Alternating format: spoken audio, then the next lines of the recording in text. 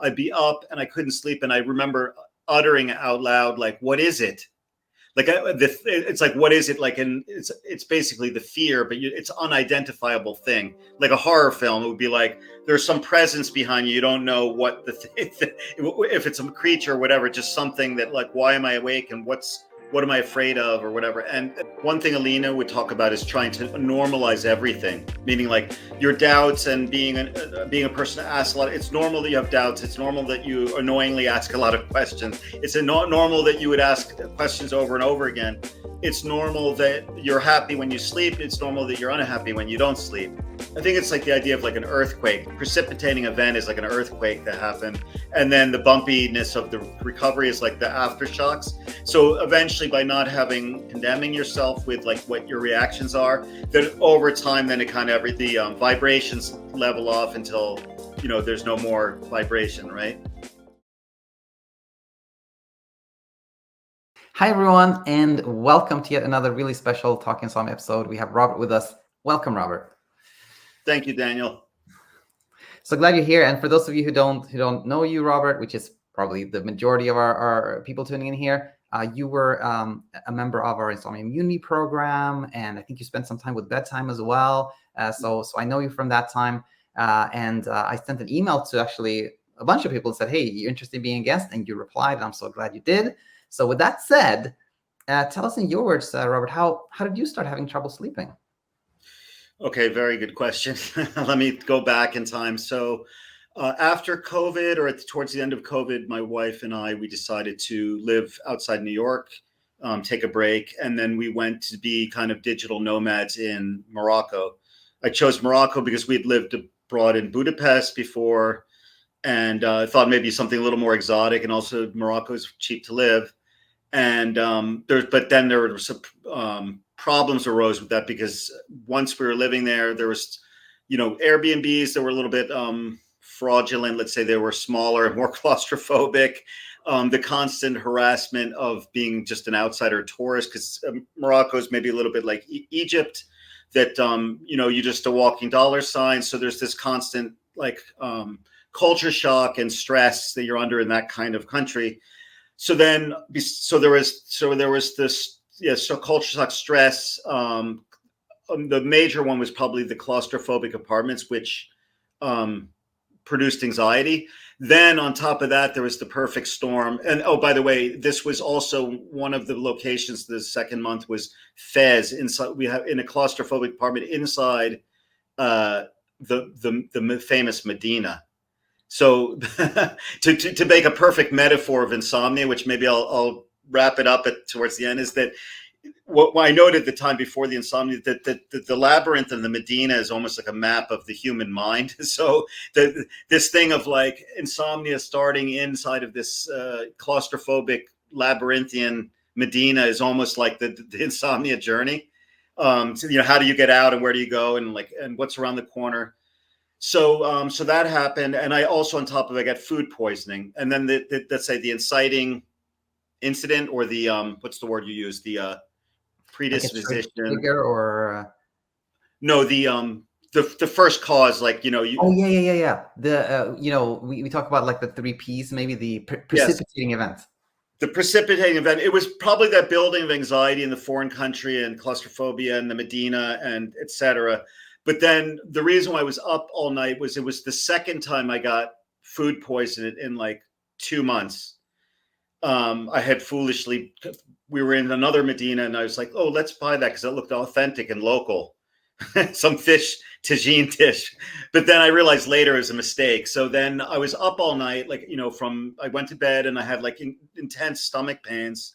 And usually when that happens, because I've had them since I came back in New York for some reason, usually lasts like something like at least 8 hours, if not 12. So you're in intense pain for 12 hours. You're up all night. So I believe that was the moment where my brain, fused the idea of like not sleeping in danger. That, that's where the beginning of the HAL computer, what is it, going haywire somehow in your mind. And then from there, then it went from we stayed 3 more months, August, September, October, Yeah. I stayed 3 more months in Morocco, and that was like very hellish because it was the insomnia was developing and getting worse and worse and worse. Around September, that's when I started searching online, and I think that's when I found Alina, and I did one-on-one emails with her. So that was the beginning of the education. Then she kind of stopped with doing what she was doing. She took a pause because of her other work that she does. I think she works in marketing or something like that. She had too many things going. So and then that's when I had already found you. I'd been watching your videos, and then so Let's then I go back though, Robert. You may yeah. be circling back to this, but if we stay on a second for on the topic of like you got the food poisoning, you know, your stomach is hurting, you're up a whole night. Did you Oh, I'm sorry to skip ahead.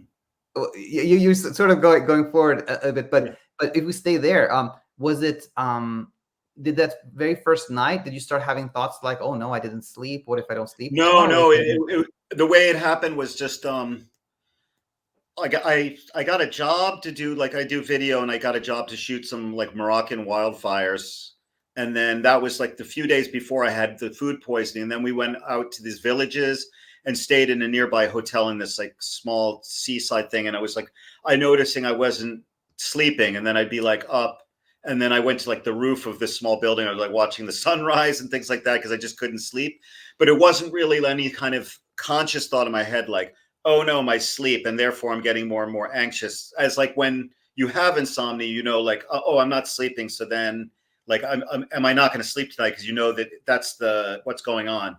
That then it was just like the sleep, you don't know what's going on, but the sleep's just not happening. So that must be the primal part of your brain that's just reacting to whatever the events took place. And then you start to notice like, wait a second, why am I not sleeping? And then you start to search online. But I'll go into a little bit of like what happened. I was in we moved, and then we went into this another terrible claustrophobic apartment that was like almost like a mausoleum like thing with not many windows.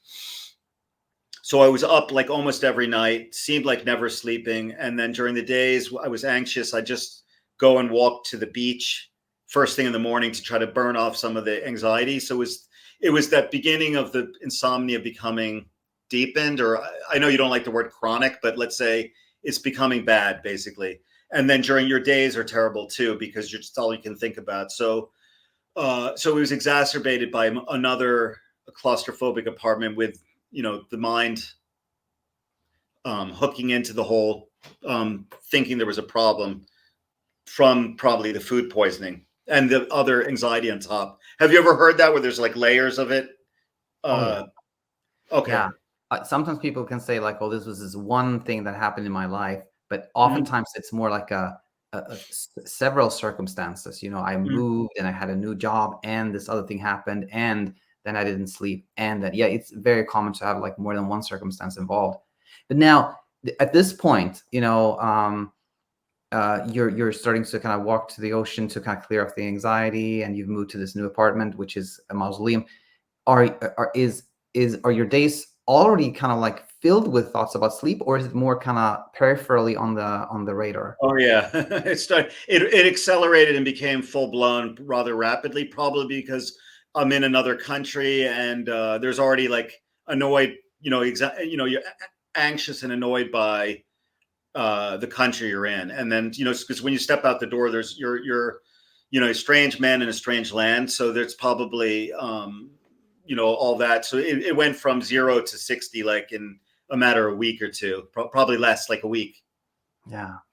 And did you already at that point start like trying to do things like, you know, the supplements or herbs, or not really yet? Yeah, I went through those quickly before I even hit like Alina, right? Which was what was it? First thing, what is the melatonin? Tried that, you know, like somehow I found it from like the pharmacy, bought some. I tried it I tried it for a few days in the course of a week, and I'm like, this doesn't work. And then at the same time, I was watching your videos, and I had heard already that it probably doesn't work. And then the Moroccans, they said, like some friendly people there, they said, oh yeah, try this thing called Louisa. It's this kind of herbal. And they're like, oh no, you take that, no problem. It's going to help your insomnia. Like they're just thinking probably like the mild kind, like you're a little bit, you know, you're just having trouble sleeping. because of this and that, not actually insomnia, but for them that maybe is just calming drink, and then, like having a glass of milk or something like that. But they didn't understand what I had was like a real insomnia.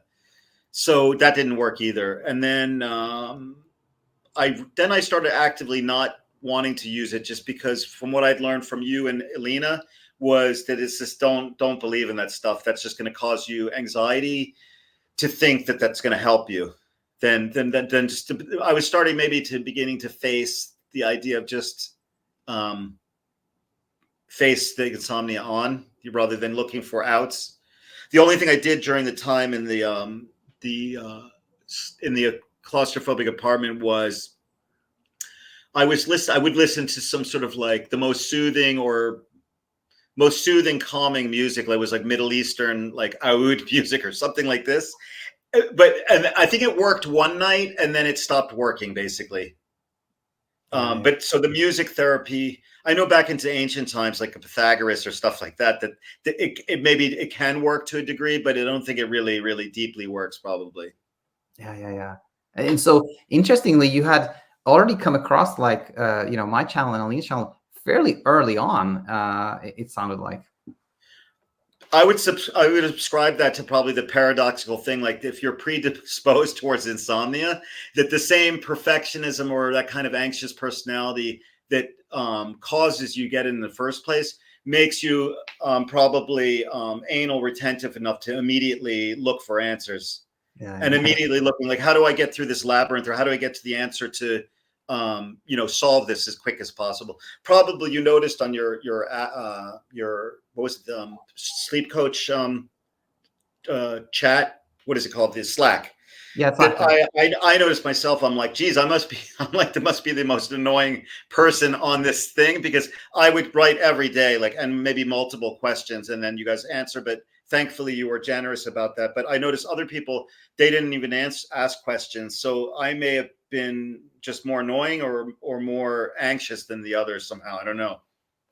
No, it was always very nice working with you, Robert. But you did ask a lot of questions. That is true. But it was always, very honest and self-exploratory and very valuable. So it was always nice. But again, okay, going back to the story here, like, you're in a foreign country, you're starting to have trouble sleeping. It's already kind of consuming your day. You're quite anxious about this. You're trying different things, and you when you started, I guess, tuning into me and Alina, did it sort of intuitively make sense to you, or were you kind of skeptical in the beginning? No, somehow like it rang a bell, because it's like your mind is exploring for answers somehow, like it's scanning the horizons of like possible answers. So then when you strike upon it, it like rings true, and then you want to listen to more to kind of fill in the puzzle, to be more convinced by it. It would be like some guy is like, carnival barking on the street, and then like, like your BS detectors going around, and then this guy, maybe there's something to that, and then you start to listen, and then you're getting more convinced somehow.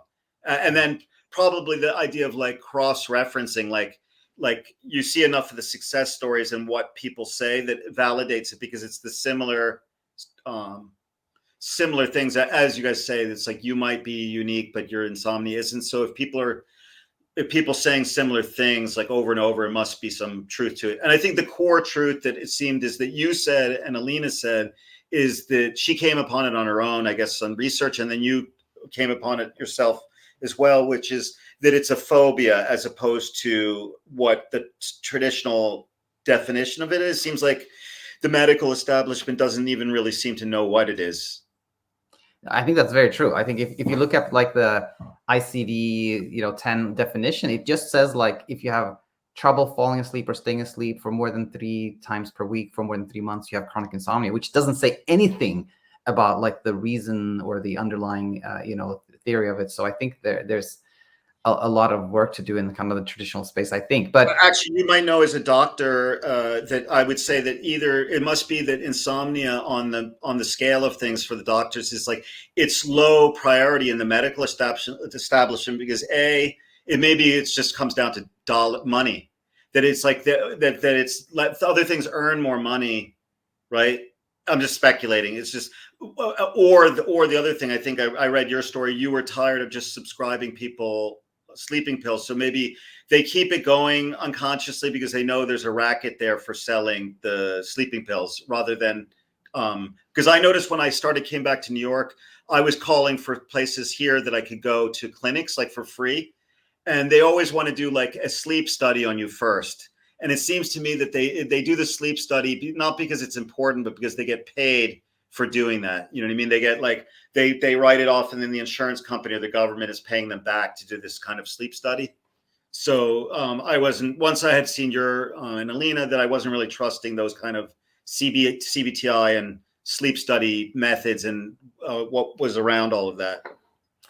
Yeah, I think unfortunately, I think there's some truth there that this may be different depending on where you listener are in the world, but definitely here in the US, it is like you're incentivized to do things, interventions, because that's what pays. And in the sleep field, it's like the sleep testing is what pays, so everybody's incentivized to do that. So even if there's not really a clear indication or need to do it, they tend to really just want to do that. But anyways, we can talk about that. Get away from money.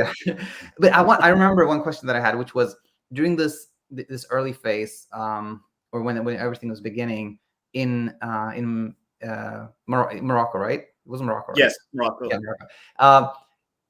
What did it look like the nights? Meaning, was it like a lot of like completely sleepless nights, or was it kind of choppy nights, or what was it like? So like sleep. I think like I know people tend when they have insomnia to think that theirs is the worst, but I have a feeling maybe mine was worse because of the situation. It was like a little bit maybe ranging into the PTSD type thing. Like if you had a prisoner had been held, let's say in like Lebanon or some country for like in a confined space, plus sleep deprivation, maybe that caused it to be a little deeper than the person who's just like, I have this pressure job or something like that. That it's, I'm not really sure. I'm just speculating, but I think maybe the conditions it was under, it got full blown quickly, and it seemed to be that it was like, all nighters. Other than when Alina pointed out that sometimes some kind of sleep is happening, but you're just not aware of it. So, and then your mind starts to calculate. Like I know probably in the worst of the times I go, like days and days where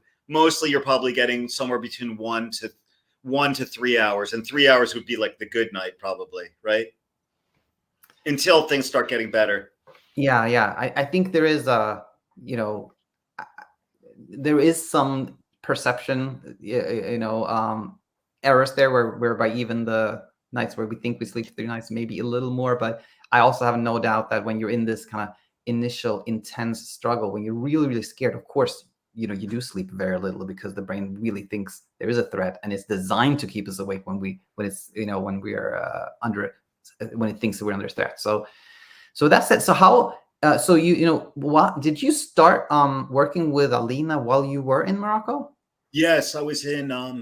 Let's see, when did I go? I was from. Let's see, I was October of 2022, and then I think it was October, September, end of September, probably October.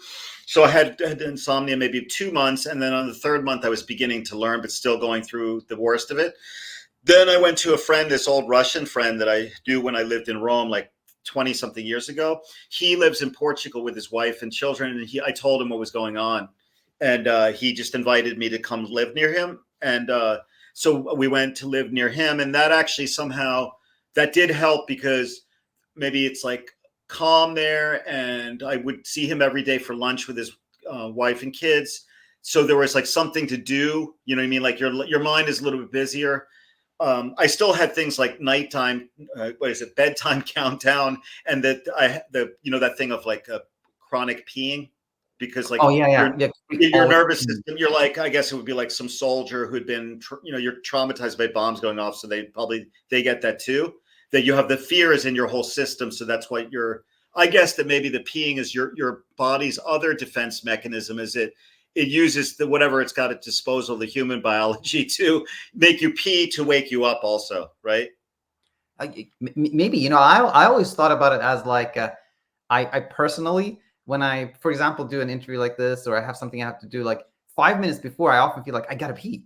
And so I always thought it Fear-related. as kind of like, we pee sort of in preparation for something. We know something is about to happen, and it's not ideal to pee while you're like running, right? So it's kind of, the body kind of like prepares for like, oh, something's gonna happen. You better pee now before you're facing this kind of like stressful situation. So maybe that's the mechanism that that the bedtime's coming and the sleep, because it would usually start to happen as the bedtime was approaching. So maybe the body is getting ready for that fight or flight mode. So, and then maybe after, I don't know, that ended maybe a year ago. Like it lasted for the first 6 months, and then finally it faded away, luckily.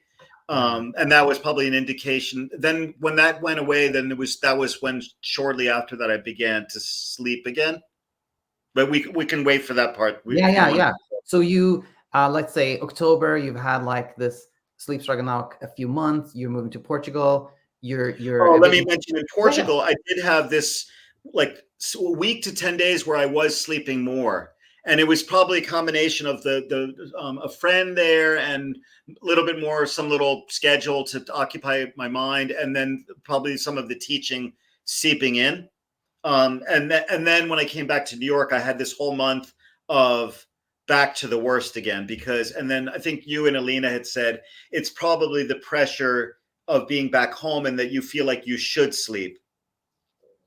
So it kind of went back down again, and then I was holding on to the idea. Yeah, what is it? Your thing recently, you're talking about Paradise Lost. Is that I kept referring back into the mind of like, but it was so good in Portugal. I had that week or 10 days, and then I think you mentioned that like the longer you hold on to the idea of the Paradise Lost, that holds you back from getting better, because your mind is not looking to the present moment. Yeah, so much truth there, 100%. And I think both those things are valuable to stay a second on. And like the Paradise Lost idea is like exactly like you said. You go from Morocco to Portugal, and what's happening is like you're no longer in this very stressful environment. You also start learning things. You have more distraction, and you kind of the efforts, the attempt to kind of try to produce sleep, etc., kind of fade away, and you sleep nicely, for a while. But then the brain is kind of like, often like, oh, how did this happen? How did I do this? What was the magic trick? And then it tries to replicate it, and then we have some more struggle again. And it can look like Paradise was lost, but in reality is like, our efforts were just less, and then our brain plays a trick on us. And then, but I think it's also true that maybe in your mind it was like, all this happened when I was outside of my home environment. Mm-hmm. So when I get back home, I'm sure everything will be fine. And then there's this expectation, and this like monitoring happens, and then some anxiety builds up, and then because of that, we have trouble sleeping when we get home. So I think both of those can be very true.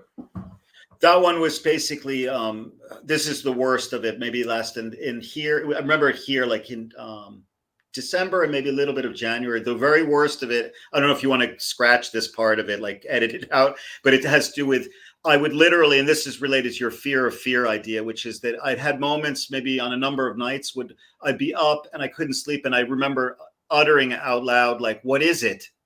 Like it's like, what is it? Like, and it's basically the fear, but it's unidentifiable thing. Like a horror film, it would be like, there's some presence behind you. You don't know what if it's a creature or whatever, just something that like, why am I awake? And what am I afraid of or whatever? And then you can trim this out if you like, is that I did have what they call suicidal ideations, like, going over to the window and because you're trying to run away from whatever, something you're not really sure what the hell's going on.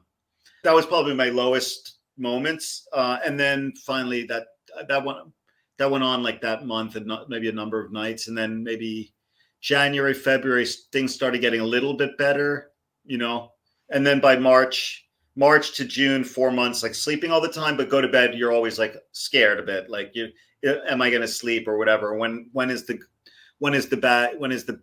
insomnia going to come back or something like that? Yeah. No, this is very valuable to talk about these kind of phases of the journey. So back in New York, things are really, really difficult. But I think this is really valuable for everyone to hear about. So, so far nothing I feel like we have to edit out. I think actually this is very important. Okay, the suicidal ideation, as they call it medically, is that I mean, I suppose I'm not the only one to have that. I hesitate to talk about it because I don't want to trigger others and stuff like that. I very much respect that, and I think that's very, very thoughtful of you. But I think again, like so many will actually recognize this and feel like I had those same thoughts, and so really, really valuable to know that they're not the only one at all. But I was going to ask you one thing, which was like coming back to New York, you had obviously learned, you've spent quite a lot of time like learning from our teachings and from Alina, etc.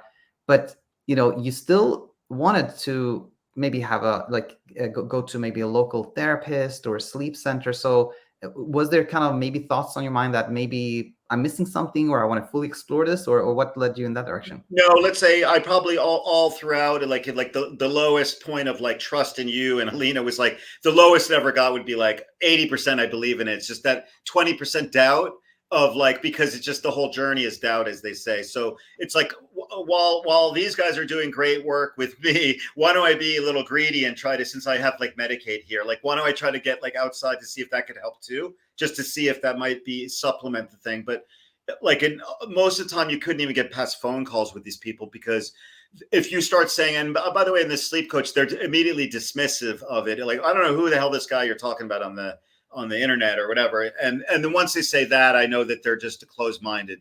They may be a doctor with a degree, but I think that from my experience, and you're a doctor, so you've probably been around a lot of them, that they learn, they go to a good school, and they're maybe intelligent people, but their minds are closed. So they don't actually, they're in a sense, you could say they're fools because their mind is closed. Yeah, no, there's something there. And I think, seeing it from like the perspective of, having gone through medical school, etc. I think, there's just no real education on insomnia whatsoever. So the doctor, in fact, knows no more than the patient, which is like this blind leading the blind type of situation, which is very unfortunate. And it can be, imagine if you are a doctor and you actually don't know anything, and somebody comes to you and says, I can't sleep.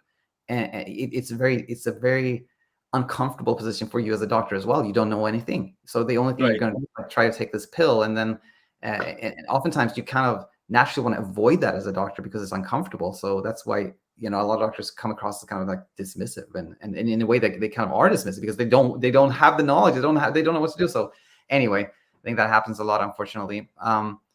But okay, so you're back in New York. You kind of explore that route, but see that it's not for you. And then you get to kind of you've been through kind of the lowest point. And what happens next? What is kind of the next stage or phase? I think then the next step was like, after December, then in January, February, started getting like somewhat better, a little bit better. Like I could see a little bit of light, but it was still choppy and rough. It wasn't, most of the nights would be like very little sleep, but something was, I could sense was getting a little bit better. It wasn't the worst. Because any little bit that, like anything better than 30 nights of looking like you didn't sleep at all to, let's say, a month of January, it felt like, well, I felt like maybe last night was 1 and then the next night was 2 and whatever, like this is something, a little bit of ray of hope.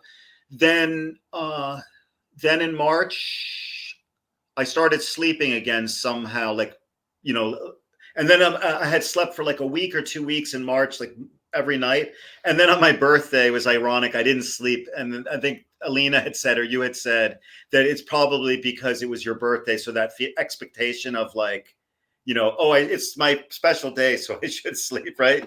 The pressure and stuff of expectations. And then after that, then I went away to trips for like videography jobs. The funny thing was I never had a fear of traveling, even during the worst of it. Like when I was in Portugal, I had to go to Paris for something, and I traveled there, willingly. And I had heard it's always a good thing to challenge, like go, because that maybe is some way of overcoming your fear. But I think usually when I travel, I would sleep better, ironically, even the worst of the insomnia. That part, maybe I would challenge you a little bit on the idea of like the association with the bed with insomnia, to a little bit of it, because I noticed even recently when I came back from a trip and then came in here to my bedroom, that there's more sense of dread with your own bedroom than a new bedroom, let's say. So It's the CBT-I people talk about the bed like it's 100% the reason, but I think it's maybe more like 20%, 25% the reason behind the association. Yeah. No, I actually agree with that. That there is, they talk a lot about what do you call it? This kind of coupling, this association where like you know one thing is conditioned to produce like a certain emotional response, right? And of course, if you've had like a real hard time struggling in your bed, like it's been almost like a battlefield, then just thinking about it, looking at it, or being there can produce some fear, right? So I think there's some truth to that. But then you also have other people who say like, for me, it was the complete opposite, right? Whenever I went elsewhere and travel somewhere, that's when I couldn't sleep at all. In my own place, I actually, that was kind of my safe space. So anyway, not to get too deep into that one, but it can be a little different for everyone. But you found, you traveled, that was great, and things started looking up. And one thing I want to ask you about was this, that what remembering from working a bit with you was that we tended to have like you had a lot of questions, and sometimes it felt like it was almost the same question that I answered kind of just a little differently. And to me, the teaching point there was that when we are in this place where we are a little bit, we have some doubts, we're a little bit frazzled, a little bit scared, sometimes we just need to hear sort of the same thing over and over and over again for it to sink in and seep in, etc. But what would you say to somebody who feels like they have the same question over and over again? I guess it's probably, I would say one thing Alina would talk about is trying to normalize everything, meaning like your doubts, and being a person that asks a lot. It's normal that you have doubts. It's normal that you annoyingly ask a lot of questions. It's normal that you would ask questions over and over again. It's normal that you're happy when you sleep. It's normal that you're unhappy when you don't sleep. So that it becomes more, I think it's like the idea of like an earthquake, like the starting, the precipitating event is like an earthquake that happened, and then the bumpiness of the recovery is like the aftershocks. So eventually, by not having like condemning yourself with like what your reactions are, that over time, then it kind of the vibrations level off until there's no more vibration, right? Yeah, beautiful. I love it. So helpful. All right. And so March, there's kind of like definitely changes happening, and yeah, where do things go from there? So March, April, May, June, I slept well. And by the way, one thing I noticed is that I did, which would maybe it's normal, is, and many people point to Alina's videos, like, oh, she is Alina, and then the girl from Australia, that I forgot her name. Who was a guest here, or who's a coach? Yeah, or? she's not a teacher, but people point to their videos often. I've noticed her name is like Jenna or something like that. I know her story is kind of similar to Alina's, right? It's very. She's a very pretty girl that's from Australia, about 30 years old. I forgot her name, but I noticed her story resonated. And my theory is that this is human psychology. It's like Alina and her, both nice looking women. So humans maybe tend to identify more and have more sympathy towards them, right? Like, I'm not sure about this face, like how much sympathy it's going to get, but I think that there's maybe something to that, probably, besides their actual story, if you know what I mean. Yeah, it could very well be something there, some truth there, and I know exactly what you're talking about. Her name slips me right now, but I know exactly what you're talking about. Yeah, I remember. So people sometimes cite her, like some of your guests. But what was the point we're trying to make about so similar is that watching Alina has in one of her videos that thing, her chart of her journey, and that later she said this isn't really helpful when you're going through it. It's just looking back, but you tend to look at that as like a guide, as a map or a guideline. So even now, like I look at her journey, and in my mind, it's like, where am I on the course of this thing? Like the fading out, am I in the final part? Because once I've been shown that, I tend to, like, even if I want to try to get rid of that image of like the thing, I tend to think of like you go through the bumpy part in the beginning. Maybe there's a good period, then bumpy again, and then maybe a fade out or something. So that's where I think I am now, based on her thing and maybe just some idea of it. But so yeah, so now, so back to the story. March, April, May, June, I slept well, and then July and August, I had my major speed bump, which was during that period. That I think it was like the brain checking in, as you say, to be like, wait a second, like I've been sleeping well, so then it goes back into, you know, checking in again. It's not consciously doing it. It's just, and also I guess that's an important thing to, as you go along, you don't blame yourself as much. Like, oh, I had it, I was sleeping, and like I was doing well, and then I screwed myself up by thinking like negative thoughts about, you know, sleep. Is that you're not really in control of that. Is that it's naturally going to occur if you do well. That you, not you, but your inner brain will make all those calculations. Like, hey, you've been doing well, so what about the downside of that? So then that's when it'll just go into the auto mode of like, and then all you can do is just react to the speed bump. Yeah, absolutely. You have several months of like little struggle, you're sleeping well, and then eventually the brain goes like, oh, this is great, but like, is it too good to be true? Are we missing something? What if it happens again? Those thoughts are bound to happen, and then that can trigger a bit of a speed bump, of course. And now, when that happened, did you sense that it was not quite as difficult as it had been before, or did you feel like, oh no, I'm back fully in a struggle? No, like it was easier because maybe I had been through the worst of stuff, and then using like maybe using some chart in my head of the Alina thing, even though shouldn't. That is that, like, I know it feels like you ran through a couple of guys on the football field and knocked them over, and then you got knocked down, but you feel like you can get up and start knocking people down again to get to the end zone, if you know what I mean. Like, it's like as you go along, you think of it as like you're running towards the goal line somehow, or you're like a ship on the sea and there's the rough waters, and then like at that point I felt like, oh, I can see land from here, Yeah. and then like I'm heading, and then finally one day you'll get to the land on the other side and step off the boat. Yeah. Wow. You're sharing so many nice analogies here that I'm sure a lot of people will find really, really helpful. All right, and then this speed bump, if you will, faded out, and now we are in like the fall of 2023, right? Just before. So then, yeah, I went back to the good times, which is September, October, November, December, January, February, and now. So basically, during this period, is that I would sleep all the time. Compared to the other 4 months, I would monitor this part of it, is that little bit of fear in your chest, and that the reason why you have a speed bump, I wasn't surprised by it, because you can actually feel in your body there's still this level of fear when you go to bed, even though like you're like, oh well, but you can feel it in there. And then when if a speed bump happens, then you're not really surprised, because you know that there's something underlying actually. So I kind of started monitoring that little part. I started monitoring my fear more than the actual sleep itself, because that's what you guys have been teaching. I think Michelle actually talks about that. Like, don't judge your success by your sleep, but by like your relationship to the insomnia, right? Like that, or the fear, right? Like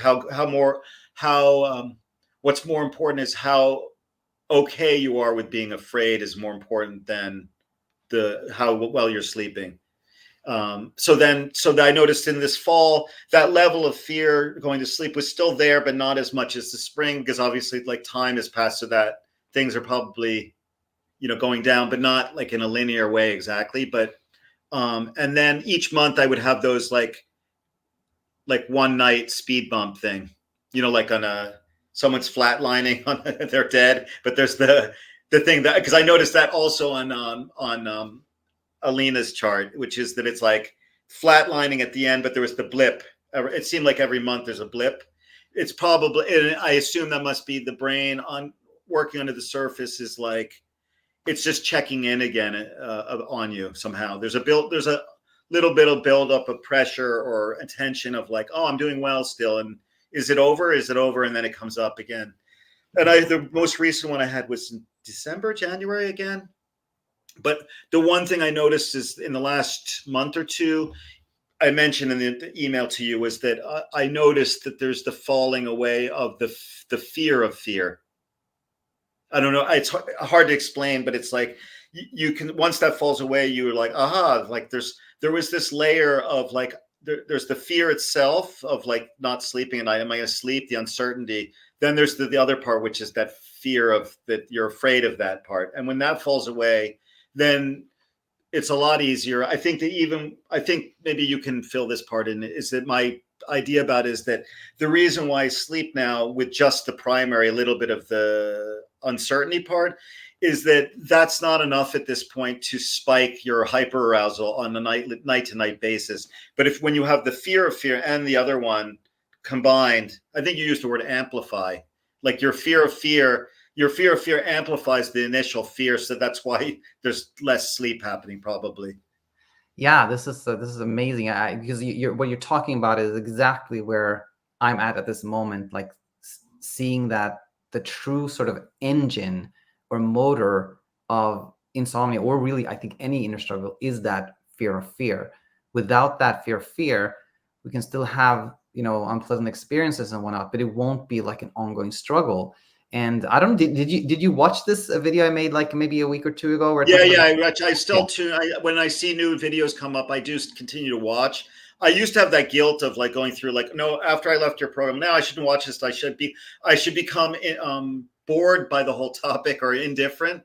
But then I saw a video by you or Alina saying like, it's natural for you to still be checking in and interested in educating yourself. And that's normal to want to do that. It's not because of like some bad reasons why you think it's wrong to do that. If it's for the reason of educating yourself further to dissipate the remaining fear that you may have, you guys said it was okay. So that was actually, relieving to hear that. Yeah, 100% agree with that. And at some point, what we teach, you can see that it's not necessarily even about sleep. It's about kind of life itself. It's kind of like things that apply to every aspect of life, and it can just be very helpful to tune in for that reason, and you can kind of understand it maybe more because of what you've gone through. But for anyone in the who's tuning in here, I just want to really briefly stay on this topic and expand on it.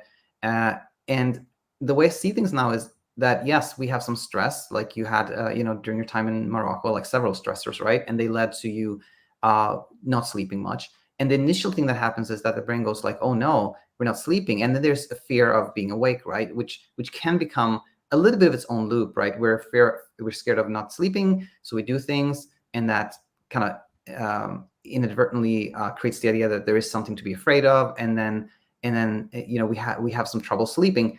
But if it doesn't go to a next level, this was kind of like it will kind of solve itself, because eventually we'll realize that, okay, I didn't sleep much, but nothing happened. It's okay. There's nothing to fear. Then it goes away. But if during that initial time we had a really unpleasant experience with feeling scared, and we now become scared of feeling scared, now this can become a real ongoing self-sustaining loop. Because if you think about it, if we become scared of feeling scared, then when we feel scared, which we all do, all humans feel scared at some point, we become more scared, right? Or even if we think like, what if I feel scared again? If that makes us scared, then this can sustain itself for a long, long time. So this is exactly how I see things now. And so then when the fear of fear goes away, then, we may have a little bit of fear of not sleeping, but that isn't really self-sustaining, because we can quite clearly see that there is nothing to fear there. Something like that. But does it make sense, Robert? Yeah, I mean, I've all of your concepts, as you get, let's say, better, you can see things more clearly and maybe articulate it better. And during the time, you're just kind of wading through and feeling your way through by instinct. But as I've come out, that as the fear goes down, your eyes are more open and you can kind of understand intellectually too, because it's not clouded with fear and emotions and stuff like that. I was going to say, I analyzed this recently, and you can fill it in because you understand it much better, is that it's the idea of time and anxiety, which is that anxiety is the thing. This is my definition, is that anxiety is produced by looking forward to the unknown of the future, right? right? Is that if we're like animals, we're living in the moment, we don't have anxiety because there's not that thing of like what's going to happen next, right? So anxiety by definition is something to do with the fear of the future or the fear of the unknown, which is basically the future, right? So and then there's this book I think came up I asked you about, and then I listened to the audio when I was in my insomnia. Is an interesting German guy named, it's called The Power of Now. I didn't even listen to the whole book, but I think I shifted to like Hermann Hesse's like Siddhartha, right? But there was an interesting passage to connect the two. Was it was when the Buddha went through his journey. There's one line that stuck out of my head. He goes, "By that river, I learned to sleep again."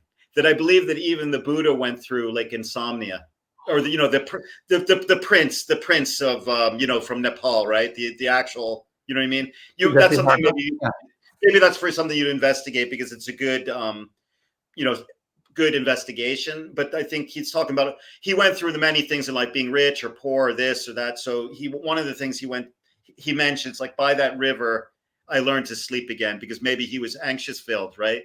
Yeah. Or anxiety filled.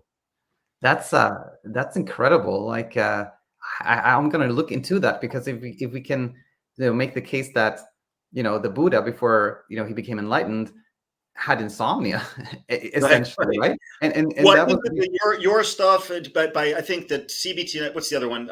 ACT, right? I believe that ACT, the foundation of ACT, is some kind of radical acceptance, which is something from Eastern philosophy in the first place, possibly.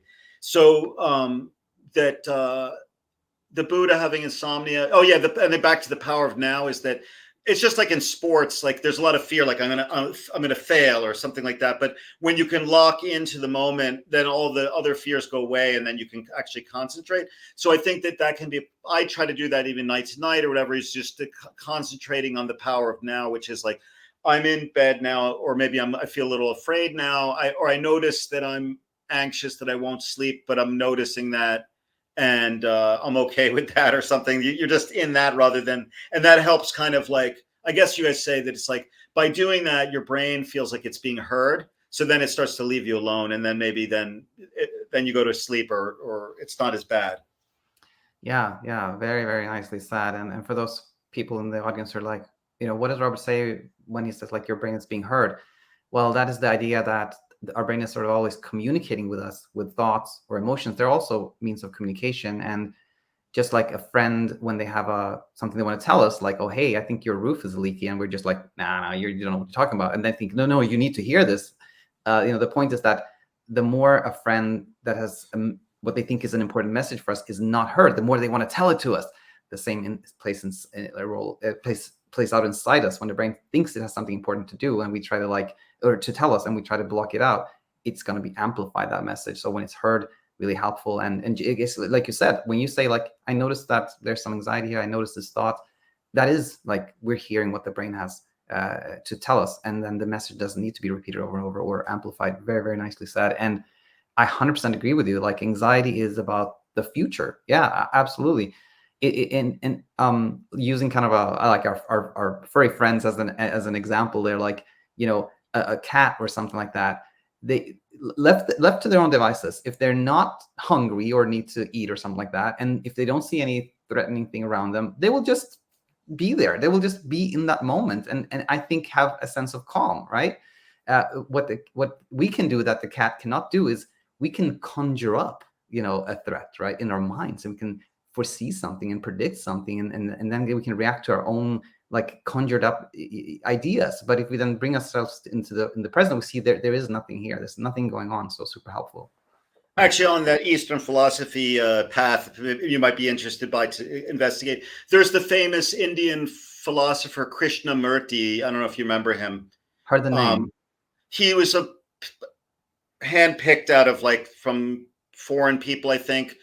They noticed he was very intelligent as a young child or something, and then he was trained in something, but he became like this philosopher.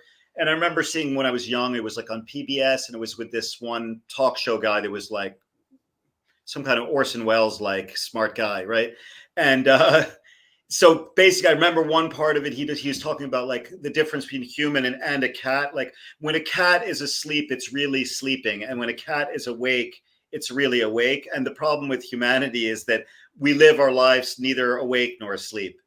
Like we're living in, somehow the human mind is like not in balance between the dream world and the awake world somehow.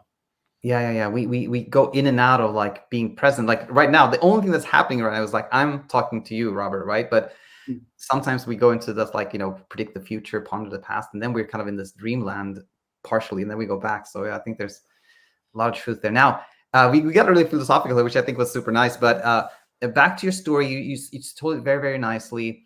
And I have actually just like two more questions for you. And one is, if you could travel back in time and tell yourself something during the time you're in Morocco there, for example, what would you tell yourself? Ooh, that's the tough question. It's with hindsight's 2020. I noticed that is a tough question. There's nothing really you can do because it's something that happens. You know what I mean? Like that you're just unlucky. Although maybe you could say maybe insomnia is insomnia is an IQ test and you passed. Meaning that I think that probably you follow the bell curve of the IQ is that probably the anxious people, the predisposed people, they might tend to be people who are smarter, right? I don't know if you've noticed that, but it's there. I don't know for sure because there's no studies on it, but there might be something to it that anxious people maybe a little bit smarter and think too much, so then that causes anxiety. Yeah, no, 100%. I think when we use the word smart, some people may agree, oh, well, this is smart, and there can be some division among exactly what that means. But I will 100% agree with that. I think to even develop like the thought patterns that we see with insomnia, you need to be, have a very active mind, open mind. You're deep thinker, an active person, a driven person, type A person, right? So that it's often the same person that has some sleep struggles tend to be like very successful in many areas of life. And I want to add one little thing. Michael Schwartz, who I actually started the sleep coach school with, he used to say, I know he was jokingly, but he used to say, "I'm just not smart enough to get insomnia." He used to say that, and I think there's something there. I noticed one of your guests. I think he was a New York guy, also. That he's like a TV executive. I don't know. He's What's his name again? I remember watching his thing, and he had a kind of interesting reaction to the whole thing. Like he was getting better. He was kind of recovered, but still like maybe me. Like it's like here and there, maybe a night, but it's basically better. He just said like his conclusion. He goes, insomnia is very interesting. It was like the study of looking in on your mind, like looking back on it, that is very interesting thing. So that, I thought that was very, let's say, type A personality, that he's fascinated by the inner workings of his own mind, but at the same time, that type of mind that's interested by their own mind is predisposed, right? Yeah, I think there's, very, very true. I think you're 100% on that. And actually that segues nicely into my last question, which is, are the things that you learn from this journey, if you will, that has been, helpful in other areas of life? Probably unconsciously, probably a little bit more patient overall, because if you go through this stuff, other stuff doesn't seem as important, and you can be a little bit more patient, because you have to have patience with this, like night to night, and also learning to live a little bit more in the moment, because you're like, that was a crappy night. All right, now let me try to have a decent day now and concentrate on that, because somehow you're like, well, at least I want to have a good day for its own sake. But you also knowing that by having good days, that probably reduces your anxiety level overall, that you'll see the fruits of that down the road. And then the deep thought of the day is I sometimes think about this, is that I feel as though the insomnia is like helping prepare for dying. That when you go through the dying process, because I remember I watched my father die about 6-7 years ago, and his line on that was, he said at the time, he goes, "Dying ain't for sissies," right? But basically, is that the insomnia, the acceptance thing, if you're dying as a human organism or something, of course that's scary because it's the unknown, right? Yeah. And that maybe some of this training about the unknown of sleep and stuff, it could be applied to the dying process, that you're going to die either way, and it will be scary in either way, but at least you can cope a little bit a little bit better as it happens, maybe.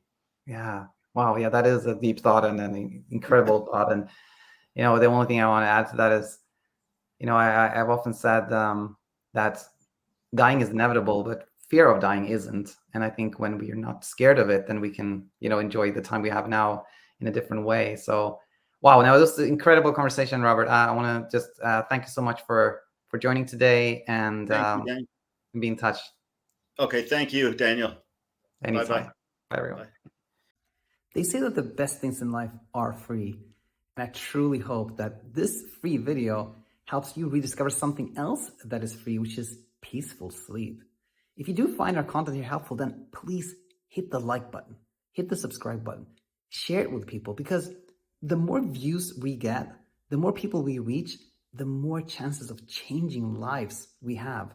The thing is, leaving insomnia for good is actually so simple. You can and will rediscover a beautiful life at the end of this sleepless tunnel. So yes, please share it with people, hit the subscribe button, and you will be a big part of leading the change that we so want to see in the sleep universe.